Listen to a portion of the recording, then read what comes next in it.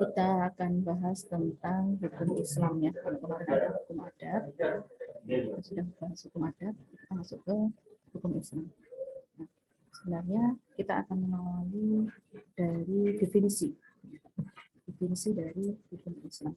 Jadi kalau PIH itu memang cakupannya banyak, jadi kita nanti akan belajar mulai dari apa kemarin pendahuluan sudah istilah dari hukum Indonesia, kemudian sejarah dari tata hukum Indonesia, kemudian sejarah perkembangannya, kemudian masuk ke sistem hukumnya, ya.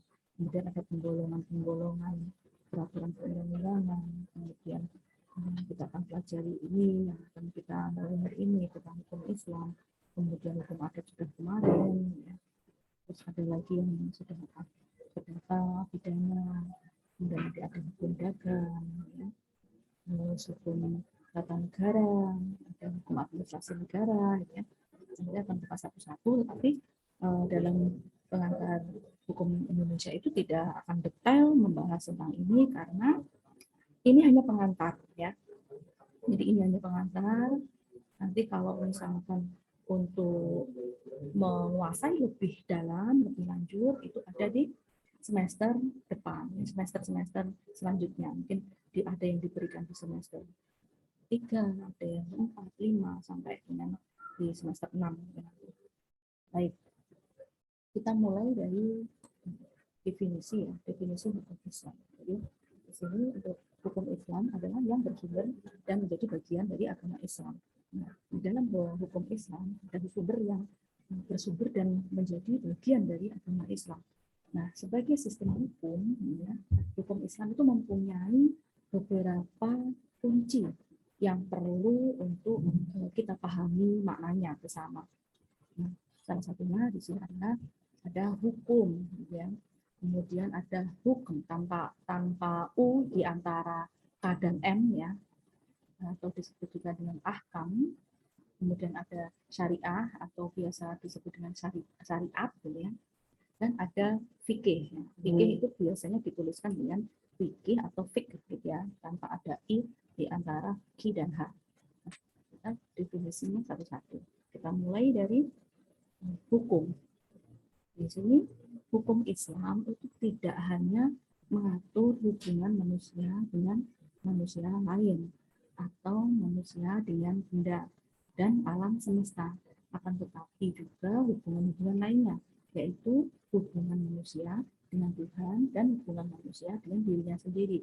Ini saya mengutip dari pakar ya, Muhammad Daud Ali. Nah, jadi kalau di dalam bab 1 ini, di dalam bab 1 itu telah dipaparkan ada beberapa pengertian dan definisi tentang hukum, gitu kan. Kalau kemarin kita berbicara tentang hukum itu adalah aturan, hukum itu adalah norma, kemudian apalagi hukum itu adalah sesuatu ya, aturan atau norma yang mengikat tentang hak manusia. Di dalamnya ada sanksi, ada pelanggaran, kemudian apabila yang melanggar mendapatkan sanksi dan sebagainya, gitu ya.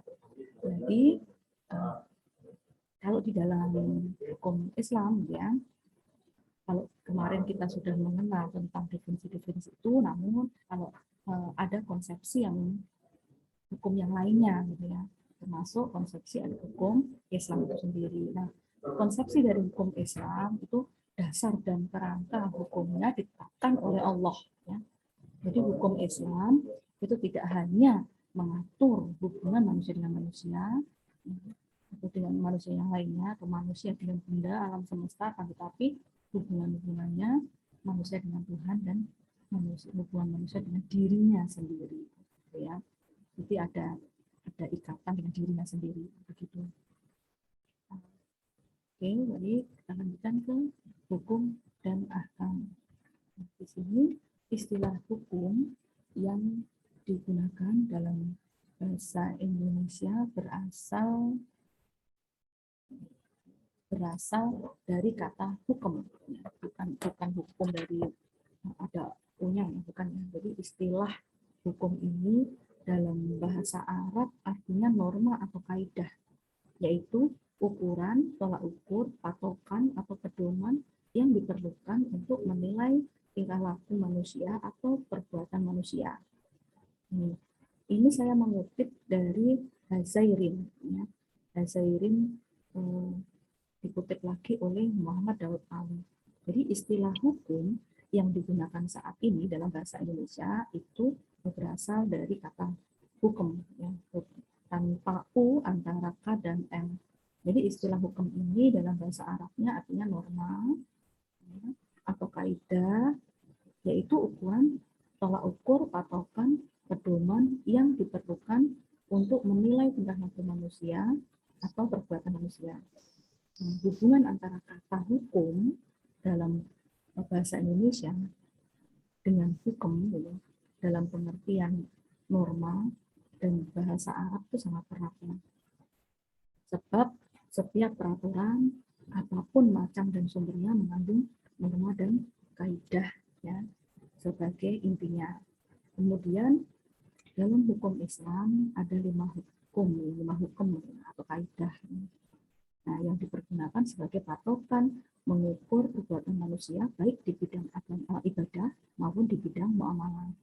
Nah, kaidah, kelima kaidah itu disebut al-hakam al-khamsah, yaitu penggolongan hukum yang 5. Jadi kalau kita melihat ahkam itu berasal dari bahasa Arab yang merupakan jamak dari kata hukum, dan khamsah artinya 5. Jadi oleh karena itu gabungan kedua kata dimaksud al-ahkam al-khamsah gitu. Tapi 5 di sini maksudnya seperti ini. Jadi kalau ahkam berasal dari bahasa Arab yang merupakan jamak dari kata hukum, dan khamsah artinya 5. Oleh karena itu gabungan kedua kata dimaksud al-hakam al-khamsah, atau biasa juga disebut dengan hukum taklifi. Nah, hukum taklifi adalah ketentuan hukum yang menuntut para mu'alaf atau orang yang sudah akil balik, ya, atau orang yang dipandang oleh hukum cakap melakukan perbuatan hukum. Cakap itu artinya dia bisa membedakan antara mana yang baik dan mana yang tidak baik. Jadi melakukan perbuatan baik dalam bentuk hak, kewajiban maupun dalam bentuk larangan.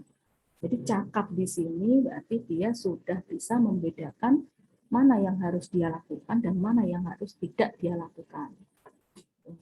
Nah, 5 jenis kaidah tersebut itu disebut al-hakam, al-khamsah, atau penggolongan yang 5 atau 5 kualifikasi. Jadi yang pertama diperbolehkan, yang kedua dianjurkan, yang 3 tidak disukai, yang 4 itu wajib, dan kelima tidak boleh. Jadi sebenarnya kalau mulai dilihat dari sebelah sini ini ada 6 ya, tapi ada salah satunya yang tidak disebutkan. Misalkan seperti ibadah itu masuk ke ibahah, ya, ibahah namanya, bukan ibadah lagi, ibahah. Nah, ini sama artinya. Jadi ada yang dibolehkan, ada yang dianjurkan. Sunnah itu masuk ke sunat, kalau sunnah termasuk dianjurkan. Kemudian ada yang tidak disukai, itu makruh. Kemudian ada yang wajib, dan ada yang tidak boleh atau haram. Kesimpulannya seperti itu. Nah, seperti ini. Kalau jais itu boleh, ya, jais itu masuk ada di dalam, jadi dasar hukumnya itu ada di Quran surat Al-Imran ayat 26. Kemudian ada juga mengambil di kitab Fath al-Majid, itu memberikan contoh 2 kebebasan yang dimiliki Allah, ya, kebebasan untuk menciptakan atau tidak menciptakan sesuatu, kebebasan untuk mengatur semua makhluk sesuai yang dia kehendaki, sesuai dengan Allah kehendaki. Kemudian, nah, ini ada mubah atau ibahah, itu sama. Nah, pengertian dari ibahah atau mubah adalah suatu amalan syariat jika dilakukan mendapat pahala, sedangkan jika tidak dilakukan tidak mendapat dosa. Jadi kalau kita belajar satu persatu, kalau dikupasi satu persatu seperti ini, kita masih ingat dulu ya waktu SD, ya. Ini juga diajarkan, kemudian SMP diulang kembali, SMA diulang kembali, gitu ya. Kemudian di sini ketika masuk perguruan tinggi diulang kembali juga, gitu ya. Jadi ada pengulangan berkali-kali. Makanya kadang kalaupun kita tidak membacanya atau tidak menghafal karena diulang-ulang, karena ada pengulangan, gitu ya, ada pengulangan pembiasaan, ada pengulangan pembelajaran, maka hafal, gitu ya. Nah, ilmu memang harus diulang dan diulang. Gitu. Nah, kemudian Kita lanjutkan ke materi mubah ya. Mubah adalah titah Allah yang memberikan kemungkinan untuk memilih antara mengerjakan atau meninggalkan. Jadi bila mengerjakan tidak diberi ganjaran. Jadi silakan mau dikerjakan atau tidak. Tapi kalaupun mengerjakan tidak ada ganjarannya gitu ya. Nah di sini ada sunat atau sunnah. Ada kata mandub, jadi secara bahasa artinya adalah mad'u, yang diminta atau yang dianjurkan. Jadi beberapa literatur atau pendapat ulama itu menyebutkan mandub itu sama dengan sunnah. Ya, jadi hukum Islam sunnah atau mandub dalam fikih adalah tuntutan untuk melakukan suatu perbuatan karena perbuatan yang dilakukan dipandang baik dan sangat disarankan untuk dilakukan. Jadi orang yang melaksanakan berhak mendapatkan ganjaran. Tetapi bila tuntutan tidak dilakukan atau ditinggalkan maka tidak apa-apa. Nah, sunnah itu dibagi menjadi beberapa. Ada sunnah mu'akkad. Sunnah mu'akkad. Jadi di sini sunnah mu'akkad itu perbuatan yang selalu dilakukan oleh Nabi. Di samping ada keterangan yang menunjukkan bahwa perbuatan itu bukanlah sesuatu yang fardu. Seperti sholat witir. Sholat witir itu boleh dikerjakan, boleh tidak. Tapi rata-rata orang mengerjakan. Kemudian ada sunnah ghairu mu'akkad. Sunnah ghairu mu'akkad itu sunnah yang dilakukan oleh Nabi, tapi Nabi tidak melazimkan dirinya untuk berbuat demikian. Nabi tidak melazimkan itu intinya Nabi mungkin pernah melakukan, tetapi tidak disarankan kepada sahabat-sahabatnya. Gitu ya.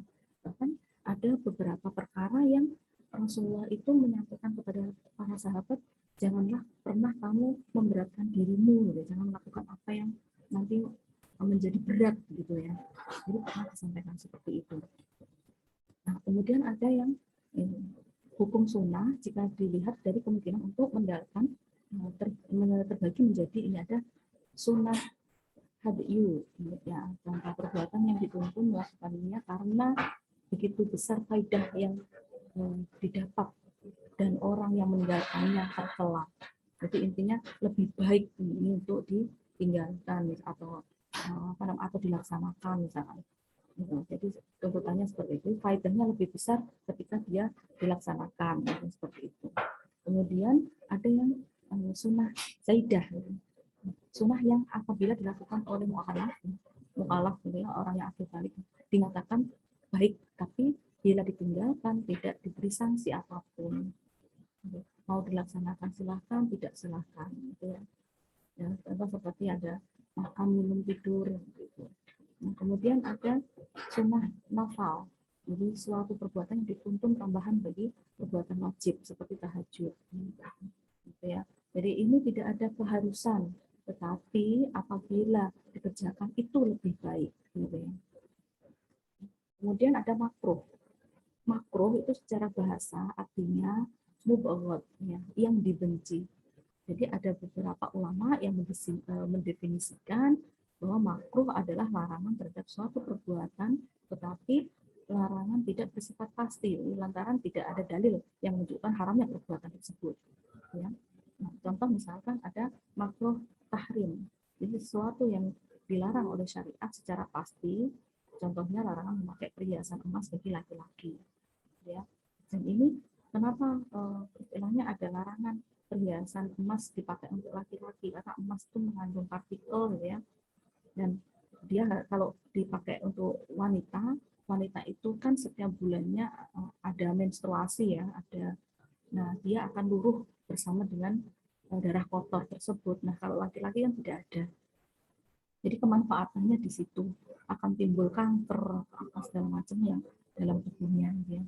Nah kemudian makruh tanzih, yaitu sesuatu yang dianjurkan oleh syariat untuk meninggalkannya, tetapi larangan tidak bersifat pasti. Jadi contohnya memakan daging kuda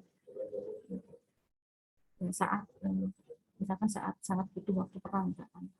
Nah, ini kalau zaman dahulu ya, jadi kadang-kadang zaman dahulu itu sesuatu hal yang tidak istilahnya tidak lazim itu mungkin akan dilakukan, tetapi itu pun sesuai dengan anjuran Rasulullah. Kalau tidak, maka sahabat juga tidak akan melaksanakan. Kemudian wajib. Jadi pengertian wajib secara bahasa adalah sakit, atau jatuh atau gugur, dan lazim atau tetap. Jadi wajib adalah suatu perintah yang harus dikerjakan, di mana orang yang meninggalkannya berdosa. Nah, hukum wajib itu dibagi menjadi 4. Kewajiban waktu pelaksanaannya, kewajiban bagi orang melaksanakannya, kewajiban bagi ukuran atau kadar pelaksanaannya, dan kandungan kewajiban perintahnya. Jadi kewajiban dari waktu pelaksanaannya itu ada 2. Jadi wajib mutlak, ya, yaitu wajib yang tidak ditentukan waktu pelaksanaannya, seperti mengkodok puasa Ramadan yang tertinggal atau membayar kafarah sumpah, ya. Nah, ini mutlak gitu ya. Ketika kita tidak ada uzur, maka kewajiban untuk berpuasa Ramadan. Tetapi kalau ada uzur, uzurnya seperti apa, dan uzur itu harus pasti, dan itu ada aturan-aturannya.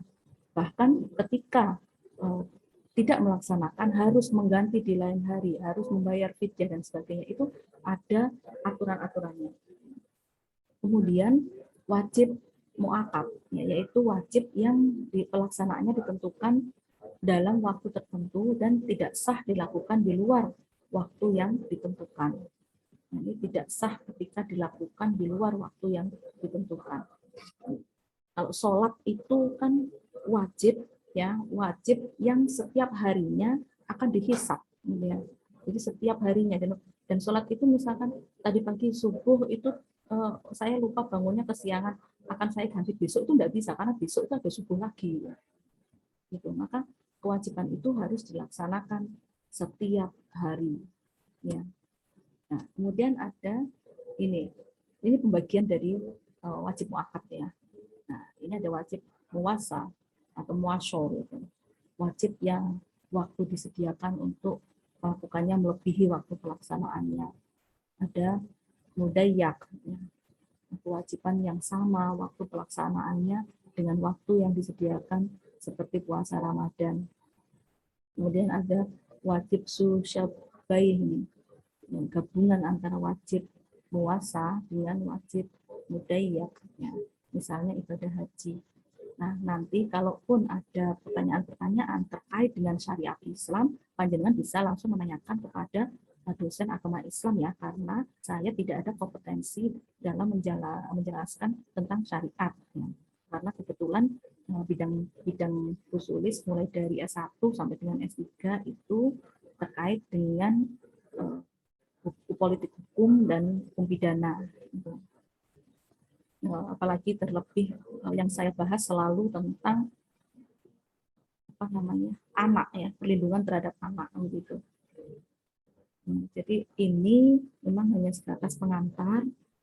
Kalaupun nanti ada sesuatu yang Bu Sulis tidak istilahnya menjelaskannya keliru atau apa, bisa ditanyakan mungkin, ya. Jadi ini saya ambil itu dari beberapa sumber, ya. Jadi saya berusaha untuk sangat hati-hati dalam menjelaskan hukum Islam ataupun menjelaskan bidang hukum lainnya, karena satu kesalahan itu bisa dibawa sampai kapanpun. Jadi bahayanya di situ. Gitu. Jadi ketika saya menyampaikan ini, kalau misalkan ada satu kesalahan, takutnya akan terbawa sampai kapanpun, gitu. Bahkan nanti ketika panjenengan ada yang jadi dosen, gitu ya, kesalahan itu bisa dibawa untuk mahasiswa panjenengan, gitu. Nah, itu kan menakutkan, ya. Jadi saya akan mendapatkan jariah dosanya, gitu ya, ketika saya salah dalam menyampaikan. Nah, kemudian ada kewajiban, ya, ada wajib ain. Ini kita lanjutkan, ya. Jadi wajib ain itu kewajiban secara pribadi yang tidak mungkin dilakukan atau diwakilkan orang lain. Ini tidak bisa diwakilkan. Wajib ain itu kan mata. Jadi kewajiban bagi setiap orang yang mempunyai mata, gitu ya. Nah, ini ain. Jadi setiap orang itu wajib untuk puasa, sholat. Tidak bisa diwakilkan, tidak bisa didisposisikan, gitu ya. Tidak kalau misalkan panjenengan nanti suatu saat, amin, ya, jadi direktur, jadi bos, gitu kan, kalau misalkan kemana didisposisikan, gitu ya. Wah, Nah ini kalau sholat tuh nggak bisa, walaupun panjenengan nanti jadi direktur sekalipun gitu, itu nggak bisa didisposisikan kepada seseorang. Kemudian ada wajib kafai atau kifayah. Ini kewajiban bersifat kelompok. Apabila tidak seorang pun melaksanakannya, maka berdosa. Berdosanya semuanya. Gitu. Nah, jika ada yang melakukannya, itu gugur kewajiban. Gitu ya. Jadi kalau ada orang yang sudah melakukannya, berarti gugur kewajiban. Ya, seperti sholat jenazah itu kalau sudah diwakili, berarti insya Allah gugur kewajiban kita. Nah, kemudian ada kewajiban berdasarkan ukuran atau kadar pelaksanaannya. Ada wajib muhaddad, wajib yang harus sesuai dengan kadar yang sesuai ketentuan. Kemudian ada wajib ghairu muakhad, kewajiban yang tidak ditentukan kadarnya seperti menafkahi kerabat. Kemudian ada kewajiban berdasarkan kewajiban perintahnya. Ada wajib muayyan, kewajiban yang telah ditentukan dan tidak ada pilihan lain seperti membayar zakat dan sholat 5 waktu. Kemudian ada wajib mukhayyar, kewajiban yang objeknya boleh dipilih antara beberapa alternatif. Kemudian ada haram. Muharram itu secara bahasa artinya adalah mamnu, ya, yang dilarang.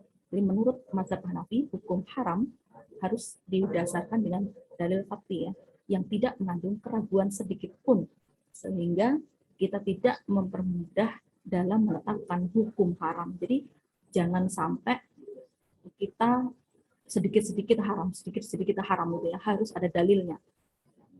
Quran surat An-Nahl ayat 116, dan janganlah kamu mengatakan terhadap apa yang disebut-sebut oleh lidahmu secara dusta, ini halal dan ini haram, untuk mengada-adakan kebohongan terhadap Allah. Sesungguhnya orang yang mengada-adakan kebohongan terhadap Allah tidak akan beruntung. Ya, jadi sudah tertulis emasnya, tidak boleh berkata ini haram, ini halal tanpa menunjukkan dalilnya. Dan harus ada penjelasannya. Kemudian menurut para ulama, hukum haram itu terbagi ada al-muharram li zatihi, ya, ada sesuatu yang diharamkan oleh syariat karena esensinya mengandung kemudaratan bagi kehidupan manusia. Contohnya makan bangkai, minum khamr, berzina. Kemudian ada al-muharram li ghairihi, ada sesuatu yang dilarang bukan karena esensinya, tetapi karena kondisi eksternal, seperti jual beli barang secara riba. Kemudian syariat. Oke. Kita masuk ke syariat. Jadi syariat atau syariah secara harfiah adalah jalan ke sumber mata air, yakni jalan lurus yang harus diikuti oleh setiap muslim. Nah, ini syariah itu merupakan jalan hidup muslim. Syariah itu memuat ketetapan-ketetapan Allah dan ketentuan Rasulnya, baik berupa larangan maupun berupa suruhan, meliputi seluruh aspek hidup dan kehidupan manusia. Nah, apabila dilihat dari ilmu hukum, syariat itu merupakan norma hukum dasar yang ditetapkan Allah yang wajib diikuti oleh orang Islam berdasarkan iman yang berkaitan dengan akhlak, baik dalam hubungan dengan Allah maupun dengan sesama manusia ataupun benda dalam masyarakat. Jadi sekali lagi yang namanya syariat atau syariah itu secara harfiah adalah jalan sumber mata air, yakni jalan yang lurus yang harus diikuti oleh setiap muslim. Jadi syariatnya merupakan jalan hidup muslim, ini bagi yang muslim, ya. Nah, kemudian fikih. Kata fikih tanpa i antara ki dan ha. Dalam bahasa Arab terkadang ditulis dengan fikih atau fikih pakai ki atau pakai ka. Nah, yang artinya paham atau pengertian. Jadi fikih itu artinya adalah paham. Jika fikih itu dihubungkan dengan ilmu, jadi ilmu fikih artinya ilmu yang menentukan atau mengurai norma-norma hukum dasar yang terdapat di dalam Al-Quran dan ketentuan-ketentuan umum yang terdapat dalam sunnah Nabi yang dicatat atau direkam dalam hadis. Nah, kalau ilmu yang berusaha memahami hukum-hukum yang terdapat di dalam Al-Quran dan sunnah Nabi Muhammad untuk diterapkan pada perbuatan manusia yang telah dewasa dan sehat akalnya, yang memiliki kewajiban melaksanakan hukum Islam. Jadi saya ambil referensi dari Muhammad Daud Ali. Selanjutnya ada ruang lingkup hukum Islam, ruang lingkup dan pembidangan hukum Islam. Nah, di sini ulama pada masa lalu tidak melakukan kajian tentang pembidangan hukum Islam maksudnya. Jadi, namun dalam perkembangannya pembidangan hukum Islam itu dilakukan oleh para ulama. Di sini saya ambil dari Abdul Wahab Khalaf, ya, itu menjelaskan bahwa ahkam yang terkandung dalam Al-Quran itu yang pertama adalah hukum keyakinan. Hukum keyakinan, ahkam al-itikadiyah, yaitu kewajiban bagi mukallaf ya, untuk percaya pada Allah, malaikat, kitab-kitabnya, para rasul, dan hari kiamat. Kemudian ada hukum akhlak. Jadi, kalau hukum akhlak itu berkaitan untuk berbuat kebaikan sebanyak-banyaknya dan menjauhkan diri dari kejelekan. Kemudian ada hukum amaliyah, yaitu kewajiban bagi mukallaf, ya. Mukallaf itu dalam artian orang yang bisa membedakan yang baik dan yang buruk, ya. Jadi akil balik, ya. Baik dalam perkataan, perbuatan maupun dalam tasyaruf, ya. Jadi di sini merupakan menurut dari Abdul Wahab Khalaf yang disebut dengan fikih Quran. Jadi pembidangan hukum Islam itu dapat dibagi menjadi dua bagian. Ada bidang ibadah, ada bidang muamalah. Nah, kalau untuk bidang muamalah itu dibagi menjadi 5. Ada hukum keluarga, kemudian ada bidang fikih muamalah, kemudian ada hukum pidana Islam, kemudian ada bidang fikih politik Islam, ya. Kodok al-akam warak, kemudian ada fikih syariah, ya, ini politik Islam. Nah, kemudian ini ada beberapa, ada siasah turturiyah yang mengatur hubungan antara warga negara dengan lembaga negara, yang satu dengan warga negara dengan negara yang lain dalam batas-batas administrasi suatu negara. Kemudian ada siasah dauliyah, mengatur antara warga negara dengan lembaga negara, dari negara yang satu dengan negara dan lembaga negara dari negara lain. Kemudian ada siasah maliyah, itu mengatur tentang pemasukan, pengelolaan, dan pengeluaran uang milik negara. Kita lanjutkan ke sumber hukum Islam. Nah, sumber hukum Islam itu menurut Muhammad Daud Ali, ya, terdiri dari Al-Quran, ada sunnah atau al-hadis, serta akal pikiran atau disebut ra'yu, gitu, akal pikiran manusia yang memenuhi syarat untuk berijtihad karena pengetahuan dan pengalamannya dengan menggunakan berbagai jalan atau metode atau cara. Nah, cara tersebut antara lain ada ijma, ada qiyas, ada istidlal, ada al-masalih al-mursalah, ada istihsan, ada istihsob, dan urf. Jadi bentuknya macam-macam. Nah, kemudian kita masuk ke Al-Quran dulu. Jadi perkataan Al-Quran, ya, perkataan Al-Quran itu berasal dari kata kerja qara'a, yang artinya ia telah membaca. Jadi kata kerja qara'a ini berubah menjadi kata kerja iqra, artinya bacalah.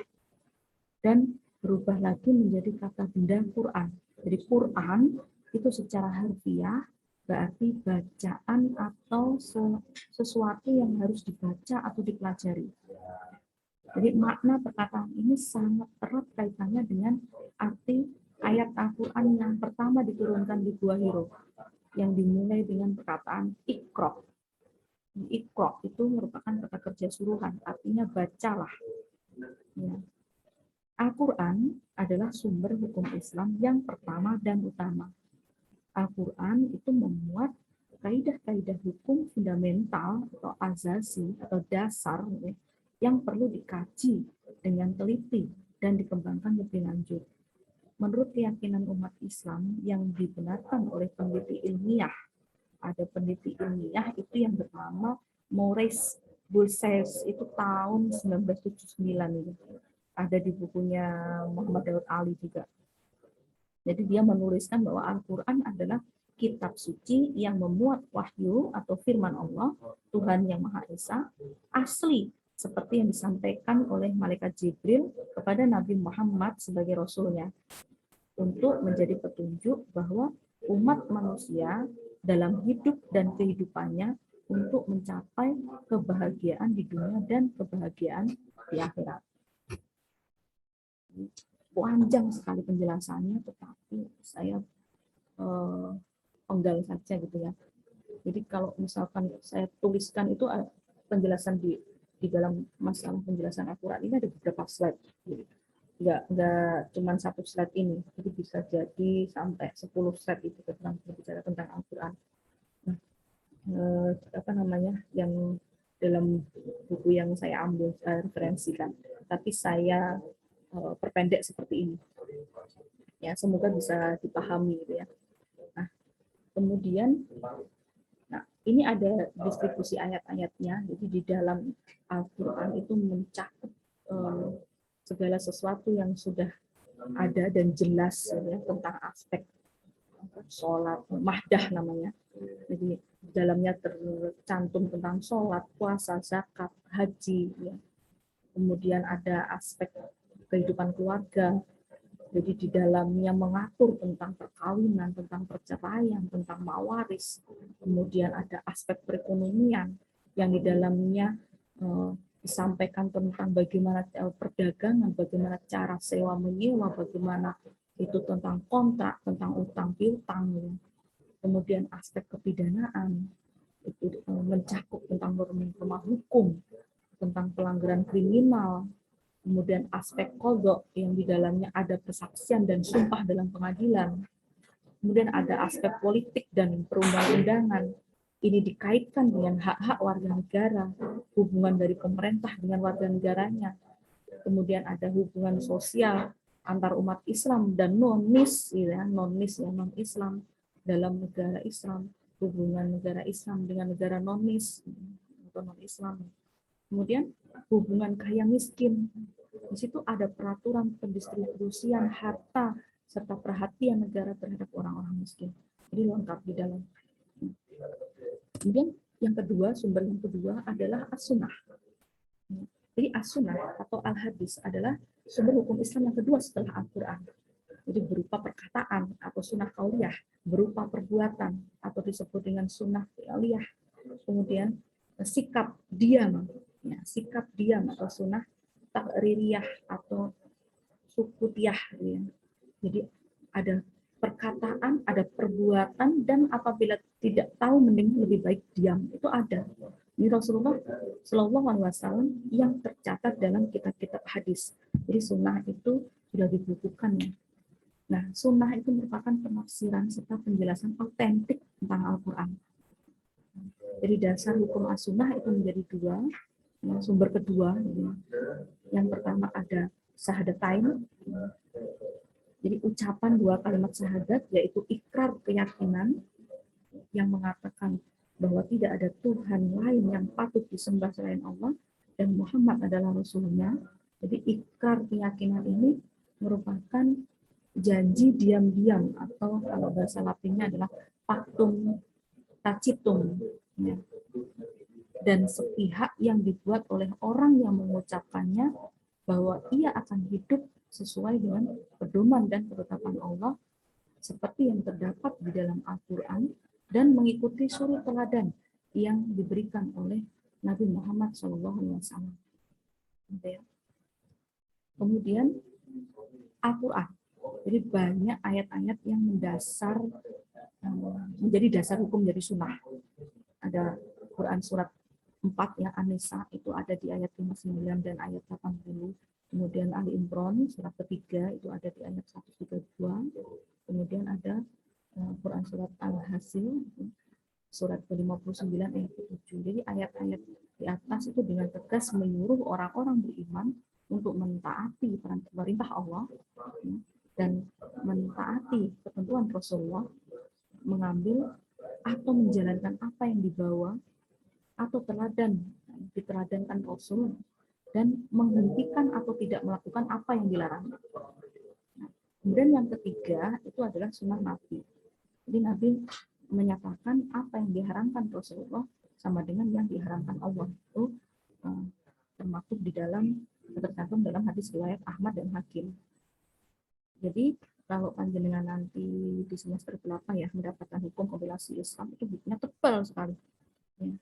Nanti bisa searching juga buku-buku kompilasi hukum Islam. Dan panjenengan kalau bergerak atau pengen bisa ambil juga nanti skripsinya itu tentang kompilasi hukum Islam. Jadi banyak sekali yang bisa dikupas. Ya. Baik, saya tidak akan menceritakan tentang kompilasi hukum Islam ya. Jadi kita akan melanjutkan. Itu nanti panjang ceritanya. Jadi ibaratnya saya akan cerita tentang mulai dari kekhalifahan Umar, kemudian ada dinasti Umayyah, panjang sekali, ada dinasti Abbasiyah, gitu ya, sampai dengan kumpulan-kumpulan hadis Rasulullah ini. Jadi yang istilahnya perlu di sharing, kita sharing. Oke, baik, kita lanjut ke ini. Di sini ada Bukhari dan Muslim. Ini saya ambil yang biasa kita lakukan dalam kegiatan sehari-hari saja gitu ya. Nah, di sini ada Bukhari dan Muslim itu menetapkan 5 kategori untuk menentukan kualitas hadis sahih ya. Sahih itu autentik, hasan itu baik, dan dhaif itu lemah. Jadi berdasarkan apa gitu ya? Hadis itu sahih, hasan, dan dhaif. Jadi dilihat dari kekuatan ingatan dan ketelitian perawinya. Nah, kemudian ada integritasnya pribadi orang yang menyampaikannya. Jadi orang-orang yang ada yang di dekat Rasulullah saat itu menyampaikan, ada yang membukukan, kemudian diikuti berikutnya itu. Kemudian tidak terputus mata rantai penghubungnya dari generasi ke generasi. Kemudian tidak terdapat cacat mengenai isinya. Tidak janggal dilihat dari susunan bahasanya. Jadi dilihatnya dari seperti itu. Selanjutnya ada akal pikiran. Jadi setelah Al-Quran, As-Sunnah, ada akal pikiran manusia. Ini oleh karena itu para ulama banyak yang menggunakan yang apabila tidak ada hukum di dalam Al-Quran dan As-Sunnah, maka gunakan akal pikiran atau ijtihad. Ya. Sumber hukum Islam yang ketiga ini adalah akal pikiran manusia yang memenuhi syarat untuk berusaha, berikhtiar, dan seluruh kemampuan yang ada padanya. Memahami kaidah-kaidah fundamental atau hak asasi atau dasar yang fundamental yang terdapat dalam Al-Quran. Kaidah-kaidah hukum yang bersifat umum yang terdapat dalam sunnah Nabi, serta merumuskannya menjadi garis-garis hukum yang diterapkan untuk kasus-kasus tertentu. Ini dasar hukum dari menggunakan akal pikiran manusia itu ada di yang pertama Al-Quran. Dasar hukumnya Quran surat An-Nisa ayat 4, surat ke-4 ayat 54. Gimana? Ada pertanyaan Mas Aida? Ada pertanyaan? Pripun?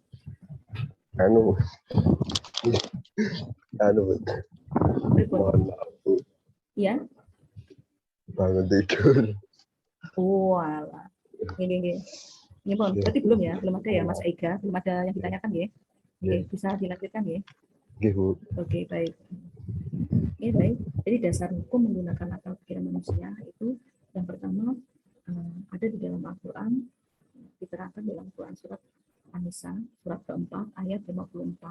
Kemudian ada di hadis Mu'az bin Jabal, ini menerangkan bahwa Mu'az sebagai penguasa atau uli amri di Yaman ya waktu itu ya, kemudian dibenarkan oleh Rasulullah SAW untuk mempergunakan akal pikirannya untuk berijtihad.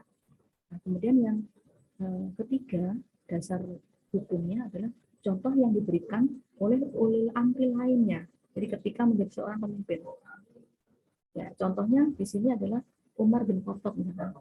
Jadi beliau itu memecahkan persoalan hukum ya, yang ada di dalam perkembangan masyarakatnya itu setelah Rasulullah wafat.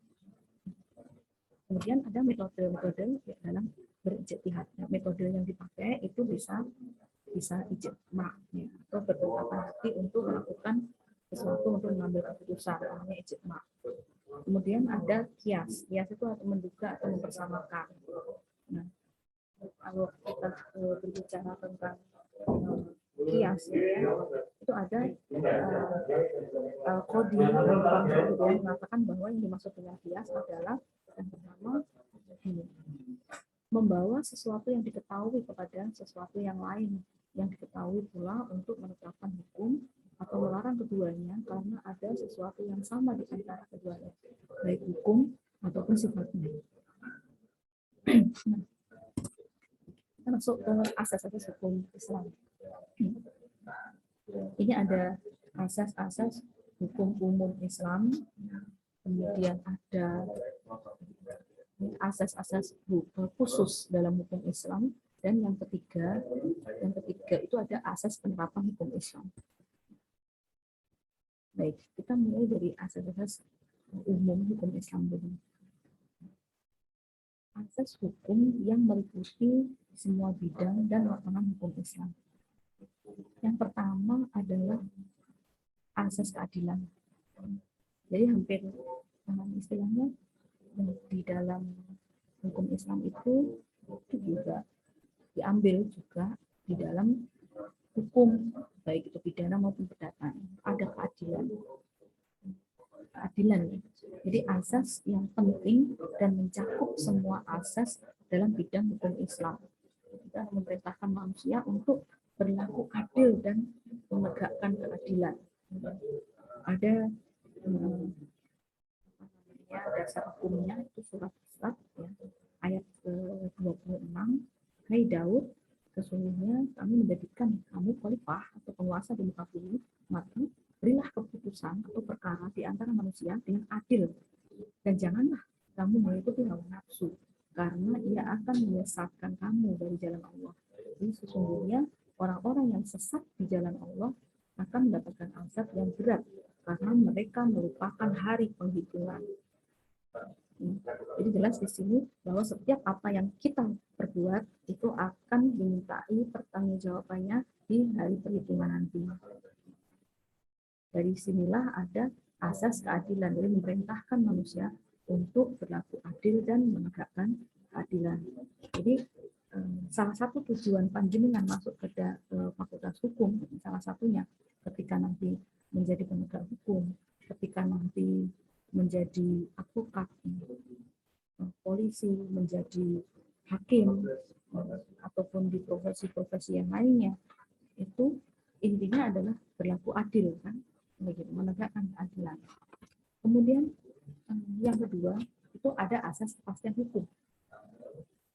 Jadi, asas kepastian hukum adalah asas yang menyatakan bahwa tidak ada suatu perbuatan yang dapat dihukum kecuali atas kekuatan ketentuan peraturan yang ada dan berlaku pada perbuatan itu. Di sini dijelaskan di dalam Quran surat Al-Isra ayat 15. Barang siapa yang berbuat sesuai dengan hidayah Allah, maka sesungguhnya dia berbuat itu untuk keselamatan dirinya sendiri. Dan barang siapa yang sesat, maka sesungguhnya ia tersesat bagi kerugian dirinya sendiri. Dan seorang yang berdosa tidak dapat memikul dosa orang lain. Dan kami tidak akan mengazab sebelum kami mengutus seorang rasul. Jadi kalau ini contoh tidak mengazab orang yang tidak tahu tentang aturan atau hukumnya itu ketika orang yang belum akil balik melakukan segala sesuatu itu maka dia tidak ada dosa. Kemudian setelah ada dia akil balik, dia paham, maka berlaku dosa ada tanggung jawab pada dia. Kemudian ada asas kemanfaatan, asas yang menyertai asas keadilan dan kepastian hukum. Ini hampir sama sekali, hampir sama. Dan memang sama itu ya, karena diambil dari hukum ini juga, dari pidana dan perdata. Jadi ada selain ada keadilan, ada kepastian hukum, dan ada kemanfaatan. Dan ini nanti kalau kita melebar kepada norma-norma yang ada di Indonesia, gitu, dengan melihat kejadian-kejadian atau perbuatan-perbuatan yang dilakukan oleh orang-orang atau masyarakat, itu akan berkembang. Tidak hanya sekedar bahwa hukum itu harus ada keadilan, hukum itu harus ada kepastian hukum, dan ada asas kemanfaatan, tapi juga ada kepatutan di dalamnya. Kepatutan, kadang-kadang kepatutan ini yang istilahnya sering diabaikan juga. Contoh misalkan ada seorang anak yang menuntut ibunya sendiri, misalkan dalam hal waris, atau seperti itu kalau misalkan kita lihat dari kepatutan, itu tidak patut sama sekali, apalagi kita berbicara masalah waris dan orang tua kita posisi masih sehat walafiat. Tidak patut sama sekali. Kemudian kita lanjutkan ke 2. Di sini ada asas-asas khusus dalam hukum Islam. Jadi ada asas hukum pidana Islam. Yang pertama ada asas legalitas. Jadi asas yang menyatakan bahwa tidak ada pelanggaran hukum sebelum ada peraturan yang mengaturnya. Jadi asas legalitas itu asas yang menyatakan bahwa tidak ada pelanggaran hukuman ya, sebelum ada peraturan yang mengaturnya. Jadi kalau kita bisa melihat pada Quran surat Al-Isra ayat 15, kemudian ada lagi Quran surat Al-An'am ya, ayat 19. Itu di situ disebutkan seperti yang di depan tadi ya, seperti yang ini saya tuliskan di sini. Ya. Baik. Kemudian yang kedua adalah asas larangan memindahkan kesalahan kepada orang lain. Jadi asas ini adalah asas yang menyatakan bahwa setiap perbuatan manusia, baik maupun perbuatan baik maupun perbuatan jahat, akan mendapatkan imbalan yang setimpal. Itu ada di dalam Quran surat Al-Mudaththir ayat 38. Jadi tiap-tiap diri bergantung atau bertanggung jawab atas apa yang telah diperbuatnya. Baik, nanti ini karena sudah saya share di Elma, bisa dibaca, bisa dipahami ya. Kemudian ada asas praduga tidak bersalah. Ini persis ya dengan asas di hukum kita, sistem hukum kita ada presumption of innocence, asas yang mendasari seseorang yang dituduh melakukan suatu kejahatan harus dianggap tidak bersalah sebelum hakim dengan bukti-buktinya yang meyakinkan menyatakan bahwa dengan tegas bahwa dia bersalah. Jadi di sini kalau memang belum dijatuhkan pasti dok dia bersalah dengan bukti-bukti ini, maka berlaku asas praduga tidak bersalah. Jadi kalau yang terjadi di masyarakat kita kadang-kadang tidak melihat dulu kebenarannya, tidak melihat dulu bukti-buktinya. Ada orang yang teriak dia maling, ya langsung diberi pok. Seperti dibui nanti ternyata dia mau loh cuma dilempari tok, soalnya malingnya apa Melayu. Terus kadang loro kabeh hamek awake. Ya, seperti itu tidak dibuktikan dulu, tidak tahu bukti-buktinya dulu. Kemudian ada asas-asas hukum perdata Islam. Di sini meliputi tentang asas kekeluargaan. Jadi ada asas hubungan perdata yang disandarkan pada hormat menghormati, pada kasih sayang, serta tolong menolong dalam mencapai kebaikan. Kemudian ada asas kebolehan atau mubah, asas yang membolehkan melakukan semua kegiatan hukum perdata sepanjang tidak ada larangan, baik dalam Al-Quran maupun Al-Hadis. Kemudian ada asas kebajikan. Jadi setiap hubungan keperdataan seharusnya mendatangkan kebajikan, baik itu untuk kedua belah pihak maupun dalam masyarakat. Kemudian asas kemaslahatan hidup. Jadi asas yang mendasari segala sesuatu pekerjaan yang mendatangkan kebaikan, berguna, bermanfaat kepada kehidupan pribadi maupun kehidupan sosial kemasyarakatan. Jadi tidak hanya bermanfaat untuk dirinya sendiri, tapi juga bermanfaat, berguna bagi kehidupan sosial. Nah, kemudian ada asas penerapan hukum Islam. Asas penerapan hukum Islam di sini ada yang namanya asas adamul haraj, ya, meniadakan kepicikan. Nah, di sini kalau tabiat manusia ya, tabiatnya manusia itu kan tidak menyukai beban yang membatasi kemerdekaannya, ya enggak? Nek pengennya kan enggak gematuran kan, karena pengen kan bebas, merdeka, gitu kan? Iya, pora. Jadi mau nek misalkan enggak diatur jadwal jam 9 kita kuliah, turu molor sampai jam berapa aja.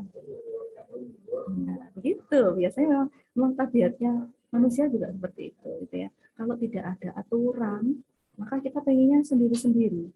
Gitu ya. Pengennya sesuai dengan kita masing-masing gitu. Jadi kalau contoh makanya di dalam suatu lembaga atau contoh aja yang paling sederhana kita saat ini itu ada di dalam pendidikan gitu ya. Di dalam pendidikan itu ada jadwal, memang sengaja jadwal dan jadwal itu ditentukan gitu ya. Kalau tidak pasti Bu, saya nggak bisa Bu, saya ini besok itu ada mantan saya, terus nanti kuliahnya jam 1 aja Bu. Saya juga Bu, saya nggak bisa, ini mbak saya itu loh Bu. Mbak saya tuh, saya harus nganter itu ke ini. Nanti jam 12 malam aja Bu, walah, saya peraturan gitu. Makanya ditentukan jadwal gitu kan. Nah, jadwal itu akhirnya apa namanya? Tanpa istilahnya harus, kita nggak bilang harus, ya pasti akan ditaati oleh semuanya, termasuk dosen dan mahasiswa gitu. Ya. Karena sudah dianggap saja itu sudah kesepakatan. Nah, di sini kalau tabiat manusia itu memang tidak menyukai beban, tidak menyukai hal-hal yang istilahnya apa ya, membatasi kemerdekaannya. Kemudian manusia itu senantiasa memperhatikan apa ya, beban hukum itu dengan sangat hati-hati. Nah, manusia tidak bergerak atau mengikuti perintah terkecuali kalau perintah-perintah itu dapat menawan, gitu ya, menawan hatinya. Gitu ya. Contoh sederhana seperti ini aja, kita bertatap muka itu hadir, gitu ya, karena kehadiran, karena presensi itu adalah apa namanya, akan diganti dengan nilai yang bagusan gitu ya. Jadi nilai yang diambil oleh seorang dosen itu tidak hanya sekedar kehadiran, tapi ada keaktifan, ada pengerjaan tugas, ada UTS, ada UAS, kan seperti itu. Nah, kalau tidak menawan menyampaikan hadir ya kita gitu misalkan, nanti nilainya antara A, B, C, D, E. Nah, kalau sudah sebenarnya C, D, E itu sudah sangat, C itu istilahnya nilai yang kalau menurut saya jelek gitu ya, kalau menurut saya.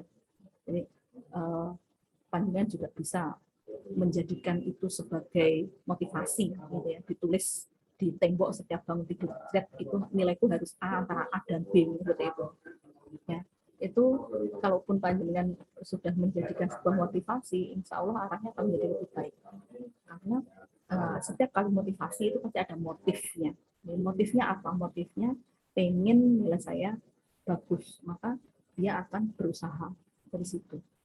Ya. Nah, di sini ada hukum Islam menuju ke toleransi, persamaan, kemerdekaan, pemilu yang makruh dan yang munkar. Jadi setiap Nah, kalau kita berbicara tentang hukum Islam ini, jadi manusia itu tidak bergerak mengikuti perintah kecuali kalau perintah itu dapat menawan hatinya, mempunyai daya dinamika, kecuali perintah yang dikerjakan dengan keterpaksaan. Keterpaksaan perintah. Sebenarnya kalau orang menyadari ya bahwa Allah itu tidak membutuhkan kita dan kita yang membutuhkan Allah, itu kalau sudah menyadari di situ sebenarnya tidak akan ada lagi istilahnya kosek-kosek apa ya, menunda-nunda, karena sudah ada kesadaran. Nah, kalau orang tua kita ya, menanamkan kalau waktu kecil itu kita dipaksa untuk sholat seperti itu dipaksa.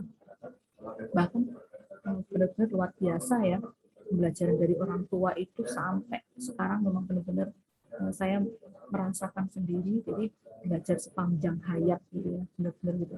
Jadi dipaksa waktu kecil untuk melaksanakan. Kenapa toh aku ngantuk loh, subuh ngantuk, ijik capek, tapi kok aku dipaksakan, aku masih kecil kan, kadang seperti itu ada yang ya itu bapak saya dulu mengatakan loh, justru kowe iki ijik cilik saiki tak kongkon engko nek aku gede enteng. Nah, gitu. Jadi memang ada pemaksaan. Jadi kebaikan itu memang harus ada paksaan. Dan itu sampai sekarang masih saya rasakan. Luar biasa, saya tak ganti dulu orang tua ke saya dan saya ke anak-anak saya. Kemudian syariat Islam itu dapat menarik manusia dengan aman, cepat, dan mereka dapat menerima dengan penuh ketetapan hati. Jadi hal ini adalah karena Islam menghadapkan pembicaraannya kepada akal dan meminta manusia untuk bergerak, berusaha memenuhi kehendak fitrahnya, ya. Supaya apa? Fitrahnya supaya sejahtera. Jadi hukum Islam itu menuju kepada toleransi, kesamaan, kemerdekaan, menyuruh kepada yang ma'ruf dan mencegah yang munkar. Jadi sebenarnya di dalam Islam itu di sini ya dijelaskan hadis riwayat Bukhari dan Nasai itu menyatakan bahwa agama itu mudah. Ya. Jadi hukum Islam itu senantiasa memberikan kemudahan, menjauhi kesulitan. Jadi semua hukumnya itu dapat dilaksanakan oleh umat manusia. Oleh karena itu dalam Islam dikenal dengan rukhsah. Rukhsah itu artinya peringanan hukuman. Rukhsah ya. Jadi ketika panjenengan jadi musafir, gitu ya, jadi musafir, sholat itu bisa dijamak, bisa dikodok. Itu namanya rukhsah. Diambil saja, tidak apa-apa. Diambil karena itu hadiah dari Allah. Gitu ya. Keringanan dari Allah. Saya dulu kalau kuliah, ya. Kalau kuliah S3 itu ada yang namanya ujian komprehensif. Itu mulai dari jam 8 pagi sampai jam 9 malam itu duduk ya menjawab pertanyaan. Nah, satu soal itu bisa jawabannya lebih dari 5 folio. Satu soal. Itu namanya ujian komprehensif di S3. Kadang-kadang kalau misalkan posisi seperti itu, boleh nggak kita ambil rukhsah itu? Boleh, nggak apa-apa. Dipodok duhur dan asar. Tapi karena tempatnya di situ dan saya memang musafir ya. Ketika kuliah itu saya memang musafir. Tapi karena tempatnya di situ, maka setiap kali sholat izin. Bahkan kalau makannya sampai tertunda memang iya. Tapi nek sholat insya Allah tidak, dan tidak didisposisikan pada siapapun gitu ya. Insya Allah masih bisa jalan. Dan itu ada teman-teman yang mengambil rukhsah itu. Ada teman-teman bagian yang mengambil rukhsah itu, tapi ada teman-teman ayo sholat isya bareng-bareng cepat menjamaah, ayo dan balik mana, ada yang seperti itu sampai yang beliau yang punya kebiasaan ahli hisab itu sampai jam 8 malam itu tidak menghisap pokoknya karena mengerjakan itu, karena di dalamnya kan ber-AC ya, karena kan dia harus keluar gitu. Nah, kemudian kita lanjut. Jadi kita masuk ke tadi ya, rukhsah ya. Jadi rukhsah itu peringanan hukuman. Jadi contoh dari rukhsah adalah kebolehan berbuka misalkan bagi musafir tadi selain sholat ya. Nah, jadi sangat mudah, tidak memberatkan. Contoh sholat. Sholat posisi sehat, kita bisa berdiri, kita bisa sujud dan sebagainya. Posisi kita tidak sehat, ya, badan tidak bisa digerakkan. Saudara bisa tidur, cuma tangan tok yang digerakkan, boleh, diperbolehkan. Kalau tidak bisa dalam keadaan sudah tidak bisa menggerakkan badan, tangan tidak bisa digerakkan, pakai kedipan mata, sholat pakai kedipan mata, boleh. Kalau sudah tidak bisa berkedip, berarti disolatkan, gitu ya. Jadi itu sudah ada, semua diperbolehkan. Mudah sekali. Jadi selain sholat, Anda boleh tidak berpuasa ketika menjadi musafir, tidak kuat berpuasa, diperbolehkan untuk berarti. Kita lanjutkan ke ayat-ayat Al-Quran yang menunjukkan beberapa kewajiban bagi manusia tidak pernah bersifat memberatkan. Jadi nanti panjenengan bisa melihat di Quran surat Al-Baqarah ayat 286. Ya, di situ Allah berfirman, nanti dilihat aja ya, takutnya salah. Jadi Allah tidak membebani seseorang melainkan sesuai dengan kesanggupannya. Ini salah satunya. Kemudian ada di Quran surat Al-Baqarah ayat 185. Allah mengendaki kemudahan bagimu dan tidak mengendaki kesukaran bagimu. Bisa dibukain nanti terjemahnya. Kemudian ada di surat Al-Maidah ayat 6. Nah, oke, sampai yang ketiga belum ya, yang kedua belum ya. Kilatut taklif, ya, atau menyedikitkan beban. Nah, jadi di sini Rasulullah itu melarang para sahabat memperbanyak pertanyaan tentang hukum yang belum ada, yang nantinya akan memberatkan mereka. Jadi Rasulullah justru menganjurkan agar para sahabat itu memetik dari kaidah-kaidah yang umum. Yang umum-umum aja banyak yang harus dilaksanakan.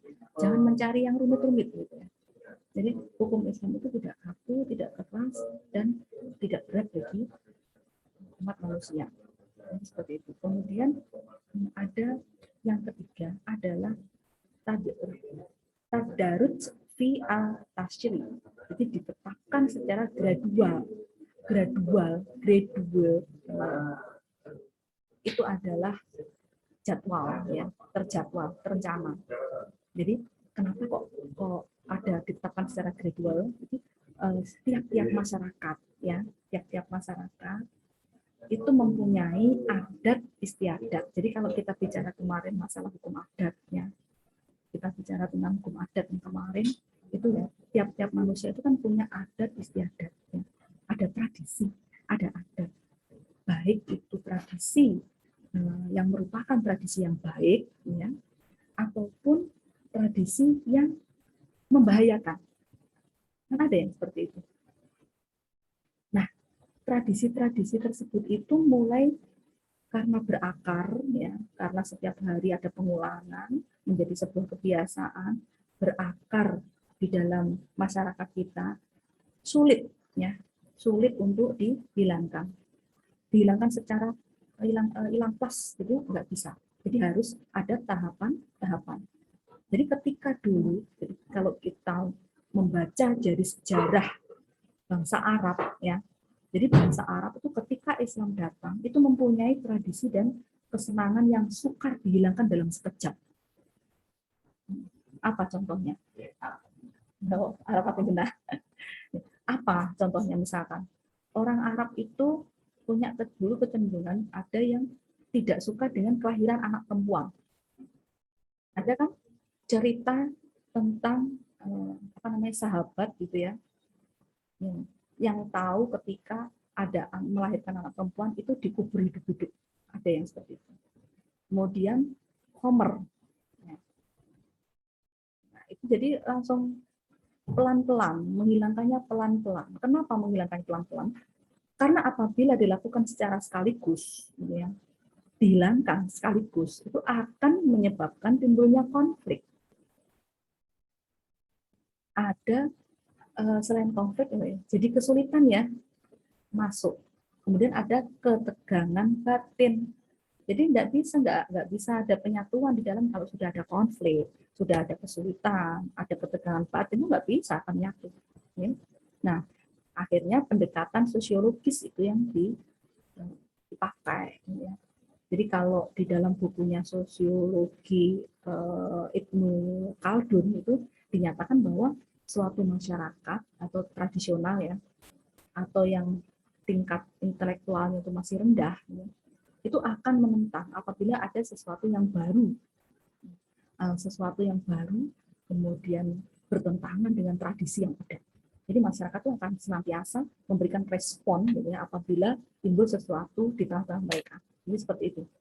Nah, dengan mengingat faktor-faktor tradisi atau ketidaksenangan manusia untuk menghadapi perpindahan sekaligus tadi ya, jadi tidak bisa dilakukan dengan serta-merta, maka angsur-angsur, kan Al-Quran juga diturunkan dengan berangsur-angsur, ya, surah demi surah, ayat demi ayat, disesuaikan dengan peristiwa, disesuaikan dengan kondisi, dan disesuaikan dengan situasi yang terjadi, kan seperti itu.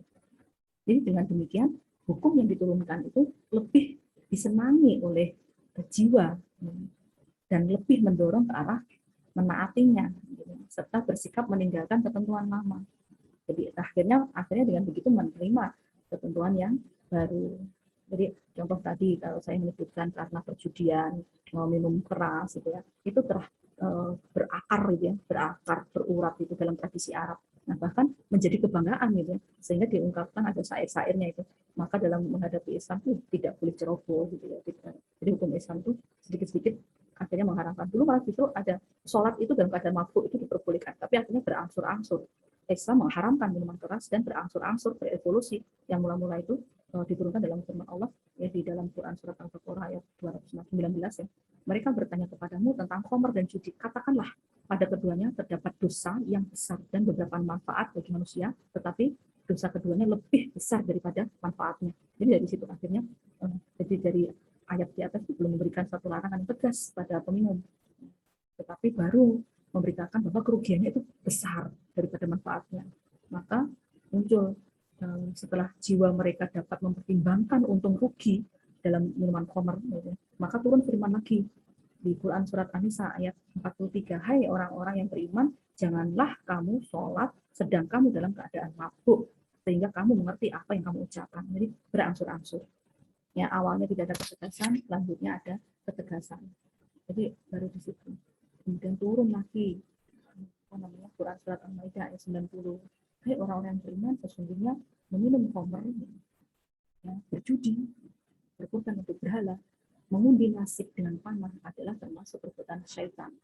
Maka jauhilah perbuatan-perbuatan itu agar kamu mendapatkan keberuntungan. Jadi berangsur, ayatnya itu berangsur, turunnya tidak serta-merta.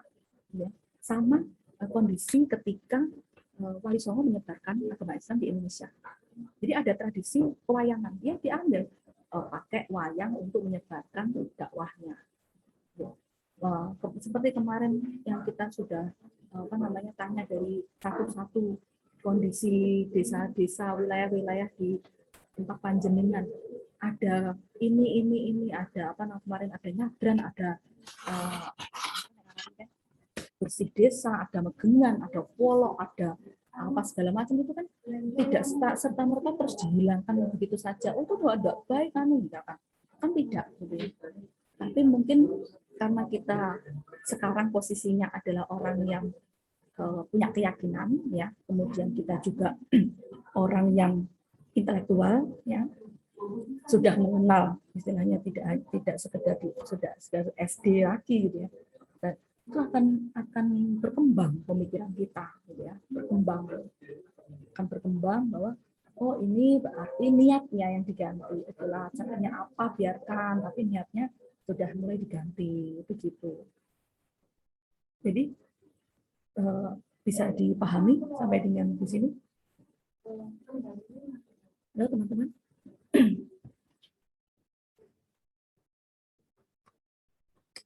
Bisa dipahami? Bisa, Bu. Ada yang ditanyakan? Ada yang ditanyakan? Ini slide terakhir.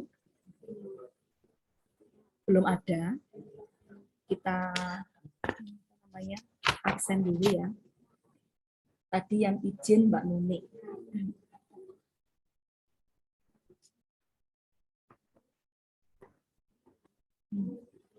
Dan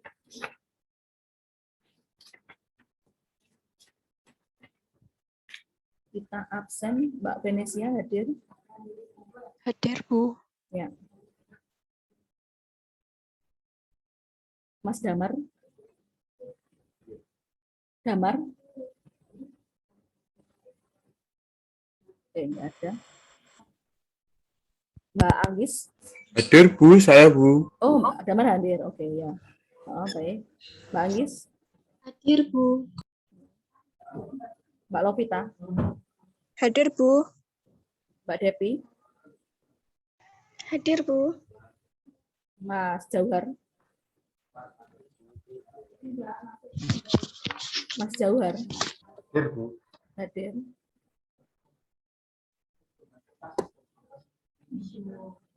Terus Mas Haikal. Hadir Bu. Mbak Cinta.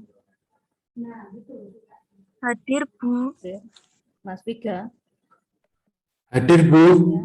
Mbak Aulia. Hadir, Bu. Oke, Mbak Fitri Nur. Hadir, Bu. Ya. Mbak Arnis. Hadir, Bu. Baik. Mbak Hadir, Rara. Bu. Ya. Mas Irsa. Mas Irsa. Irsa Ahmad Firdani. Irsa. Enggak ada. Irsa. Halo.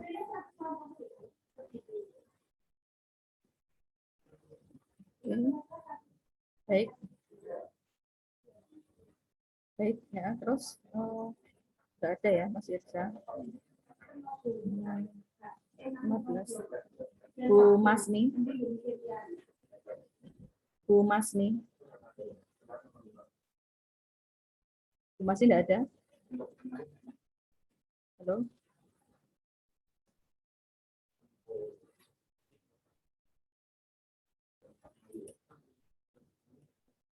Oke. Mas Samudra.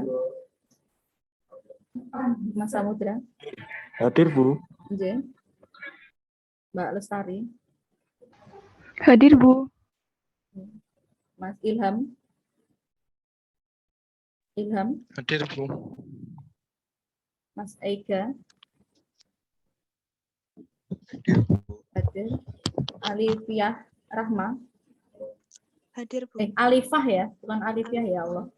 Seringkali saya lupa. Alifah Rahma Yunita ya. Mbak Nuni izin. Mas Rifki. Hadir Bu. Oke. Mas Rifki. Kemudian yang baru Mas Delvian. Mas Delvian hadir? Mas Delvian. Ini tadi izin untuk matikan audio karena pekerjaannya di rumah sakit Bungur. Oke, enggak apa-apa. Tapi ada enggak?